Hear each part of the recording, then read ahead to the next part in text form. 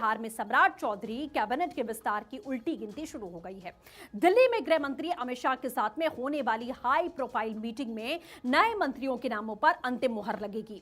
एक तरफ जहां सम्राट चौधरी दिल्ली में रणनीति बना रहे हैं, तो वहीं नीतीश कुमार अपने भरोसेमंद साथियों के साथ सरकार के भविष्य और स्वरूप पर मंथन करते हुए नजर आ रहे हैं। सम्राट चौधरी के बिहार के विकास और आगामी कैबिनेट विस्तार को लेकर कई महत्वपूर्ण नेताओं से मुलाकात हुई। सम्राट चौधरी ने दिल्ली में केंद्रीय रक्षा मंत्री राजनाथ सिंह से उनके आवास पर मुलाकात की। इस दौरान विकसित बिहार के विजन को साकार करने के संबंध में चर्चा की गई। उन्होंने रेल मंत्री अश्विनी वैष्णव से मुलाकात की। इस बैठक में बिहार के रेल बुनियादी ढांचे को मजबूत करने, बेहतर कनेक्टिविटी और राज्य के समग्र विकास में तेजी लाने पर चर्चा की। इसके अलावा उन्होंने केंद्रीय गृह राज्य मंत्री नित्यानंद राय, ललन सिंह, जीतन राम मांझी से भी मुलाकात की है। सम्राट चौधरी आज गृह मंत्री अमित शाह से मुलाकात करेंगे।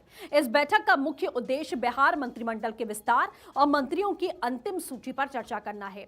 एक तरफ सम्राट चौधरी दिल्ली में सरकार का ढांचा तैयार कर रहे हैं, दूसरी तरफ निशांत कुमार ने आज चंपारण से अपनी बिहार यात्रा की शुरुआत की। जेडीयू ने इस यात्रा को ऐतिहासिक बनाने के लिए ताकत झोंकी है। राजनीतिक गलियारों में चर्चा है कि यह यात्रा भविष्य में पार्टी की बागडोर निशांत को सौंपने की एक बड़ी तैयारी है।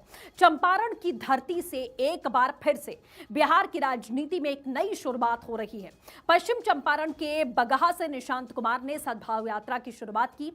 निश्चय रथ पर सवार होकर निशांत कुमार बगहा के लिए निकले, लेकिन इससे पहले उन्होंने अपने पिता नीतीश कुमार के पैर छूकर उनका आशीर्वाद लिया। इस दौरान जेडीयू ऑफिस के बाहर जेडीयू नेताओं और कार्यकर्ताओं की भारी पैमाने पर भीड़ दिखी। निशांत यात्रा पर निकलने से पहले जेडीयू दफ्तर गए। इस दौरान मौजूद कार्यकर्ताओं ने जमकर नारेबाजी की। यात्रा की शुरुआत से पहले निशांत कुमार ने कहा कि आज से मेरी यात्रा की शुरुआत है, ये मेरी पहली राजनीतिक यात्रा है। महात्मा गांधी ने भी अपने सत्याग्रह की शुरुआत चंपारण की धरती से ही की थी।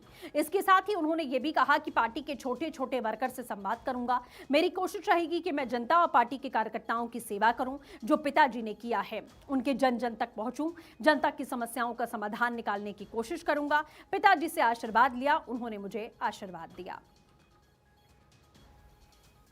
निशांत कुमार की यह सद्भावना यात्रा सम्राट अशोक की धरती से शुरू होकर महर्षि वाल्मीकि की पावन भूमि चंपारण तक पहुंचने वाली है। पश्चिम चंपारण का वाल्मीकि नगर लंबे समय से जेडीयू की राजनीतिक गतिविधियों का केंद्र रहा। बिहार के पूर्व मुख्यमंत्री नीतीश कुमार ने जब भी कोई नई यात्रा की शुरुआत की, वो पश्चिम चंपारण से की। इसी परंपरा को आगे बढ़ाते हुए निशांत कुमार ने यह कदम उठाया। निशांत कुमार सड़क मार्ग से बेतिया पहुंचे, वहां से वाल्मीकि नगर के लिए प्रस्थान किया।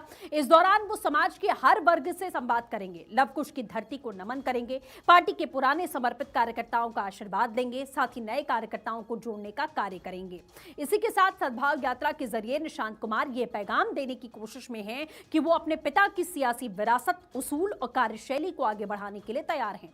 राजनीतिक गलियारों में इसे उनके पब्लिक लाइफ में औपचारिक एंट्री के तौर पर भी सीधे तौर पर देखा जा रहा है और माना जा रहा है कि एक नई शुरुआत इस समय बिहार की राजनीति में आपको देखने मिलने वाली है।